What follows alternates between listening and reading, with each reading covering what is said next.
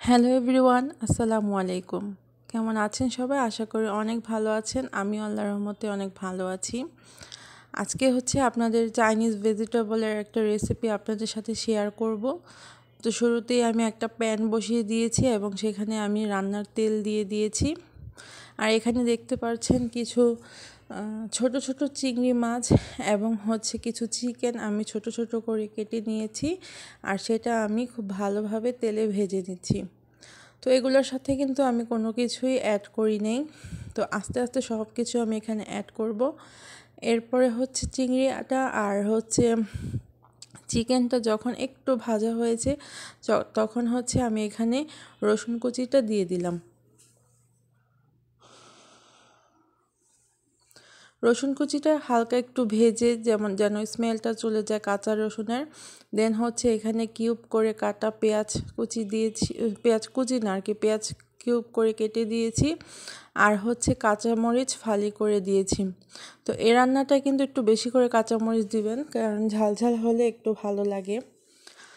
তো পেঁয়াজ আর কাঁচামরিচটা সামান্য ভেজে এখানে আমি কিছুটা ম্যাগি সস দিয়ে দিয়েছি। আর এই সব সস কিন্তু আমি আমার পরিমাণ মতো দিচ্ছি। এখানে সয়া সস দিচ্ছি, তারপরে এখানে ফিশ সস দিয়ে দিচ্ছি। আমি সব কিছু পরিমাণ বুঝে শুনে দিবেন। আমি একটু বেশি পরিমাণে রান্না করছি তাই বেশি পরিমাণে দিচ্ছি। আর ওয়েস্টার সস এখানে দিয়ে দিচ্ছি। ওয়েস্টার সসটা একটু পরিমাণে কম দিবেন, আমি একটু বেশি দিয়েছিলাম তাই আমার কালারটা একটু চেঞ্জ হয়ে গিয়েছে। দেন এখানে আমি টমেটো সস দিয়ে দিচ্ছি।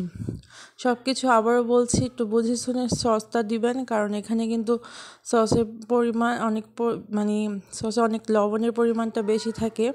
তো এরপর এখানে আমি সাদা গোলমরিচ গুঁড়া এবং এখানে আমি চিকেন পাউডারটাও দিয়ে দিয়েছি। দেন সব শেষে আমি লবণটা দিয়ে দিলাম।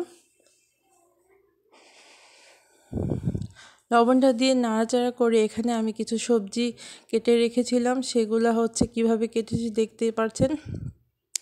তো এই সবজিগুলো আমি পানিতে হাফ একটু বয়েল করে নিয়েছি। আর বয়েলটা যে কেমন হয়েছে আমি একটু হাত দিয়ে ভেঙে বুঝিয়ে দিলাম। এটা একবারে নরম হবে না, আবার অনেক শক্ত থাকবে না, এমনভাবে আপনারা দিতে পারেন। আপনারা চাইলে কাঁচা সবজিটাও এখানে ব্যবহার করতে পারেন। আর এখানে ফুলকপি, গাজর, পেঁপে, তারপরে সিম, এই সবজিগুলো আছে। আপনারা চাইলে অন্য কোনো সবজিও এখানে ইউজ করতে পারেন। ক্যাপসিকামটা আমি ব্যবহার করি নাই। আপনারা চাইলে 3 ধরনের ক্যাপসিকাম এখানে ব্যবহার করতে পারেন।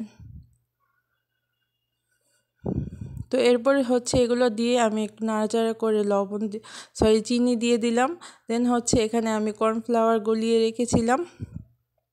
কর্নফ্লাওয়ারটা গুলিয়ে খুব ভালোভাবে দেন আমি দিয়ে দিলাম। তো এখানে আমি 2 টেবিল চামচ কর্নফ্লাওয়ার দিয়েছি এবং 3 টেবিল চামচ পানি দিয়েছি। দিয়ে সব কিছু দিয়ে নাড়াচাড়া করে এই তো আমার সবজিটা রান্না হয়ে গিয়েছে। আর সবজিটা কেমন হয়েছে অবশ্যই কিন্তু কমেন্ট করে জানাবেন। ভালো লাগলে অবশ্যই লাইক করবেন এবং শেয়ার করে দেবেন, আর আমার চ্যানেলটি সাবস্ক্রাইব করে দেবেন। তো একটা বোলের মধ্যে আমি সবজিটা সার্ভ করে নিয়েছি। তো আজকের মতো এখানেই শেষ করছি। আল্লাহ হাফেজ।